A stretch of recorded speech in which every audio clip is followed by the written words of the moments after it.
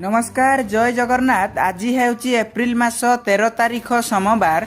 चलंतु जानी नबा आज दिनर केतोटी गुरुत्वपूर्ण टॉप न्यूज अपडेट। प्रथम अपडेट, रिजर्व बैंक रो नुआ प्रस्ताव यूपीआई रे 10,000 टंकारु अधिक पठाइले विलंब हेबो 1 घंटा। देश रे डिजिटल ठकेई वृद्धि पाउथिबारु केतेक निर्दिष्ट प्रकार यूपीआई कारबार उपरे कटकणा लगाइबा विषय रे भारतीय रिजर्व बैंक विचार करुची। रिजर्व बैंक रो नुआ प्रस्ताव अनुसायी गोटिए अकाउंट रु अन्य अकाउंट को 10,000 टंकारु अधिक पठाइले ताहा संगे संगे जीव नाही। 1 घंटा विलंब रे सही टंका पाइबाकु थिबा व्यक्तिंको अकाउंट रे पहुंचिबो। पेमेंट करिबा मात्रे पठाइथिबा व्यक्तिंको अकाउंट रु टंका कटिजिबो, किंतु ताहा पाइबाकु थिबा व्यक्तिंको खाता रे जमा हेबो नाही, ताहा अलगा रहिबो। जदि पठाइथिबा व्यक्तिंकु लागिबो जे से भूल रे टंका पठाई दैछंती, तेबे उक्त समय सीमा भितरे से सही कारबार को बातिल करि परिबे।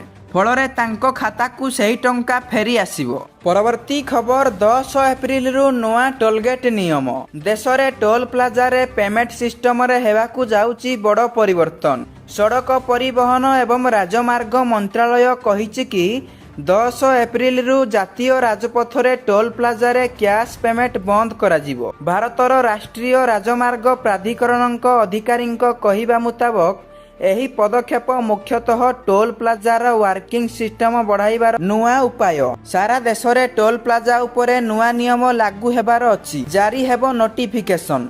भारत रे हाईवे टोल प्लाजा रे नगद नेण देण खूब शीघ्र शेष हेबो। जातीय गणमाध्यम रिपोर्ट मुताबक एही नुआ नियम पाई एक स्वतंत्र नोटिफिकेशन जारी करा जिवो। परवर्ती खबर, रविवार ठू राज्य रे बढ़िबो ताती। ग्रीष्म लहरी रे प्रभावित हेबो धन जीवन। पश्चिम ओडिशा एवं उपकूल ओडिशा रे गरम सह गुळुगुळी एवं खरा हेबार संभावना रहिछि। एनै पाणीपाग विभाग तरफरु सतर्क सूचना जारी करा जाइछि। से आहुरी मध्य कहिसंती आसंता 18 तारिख पर्यंत राज्य रे जारी रहिबो ग्रीष्मर लहरी। 18 तारिख पर राज्यर किछि निर्दिष्ट स्थान मानकरे कालबैशाखी हेबार संभावना रहिछि। बालेश्वर, भद्रक, जाजपुर, केन्द्रापड़ा, कटक, जगतसिंहपुर, खोर्धा, पुरी, नयागढ़, गंजाम, गजपति जिला को जारी होइछि ग्रीष्म प्रवाह बढ़िबा नै आकलन करा जाइछि। पूर्व वर्ष तुलना रे ए वर्ष अधिक ताती अनुभूत होई पारे।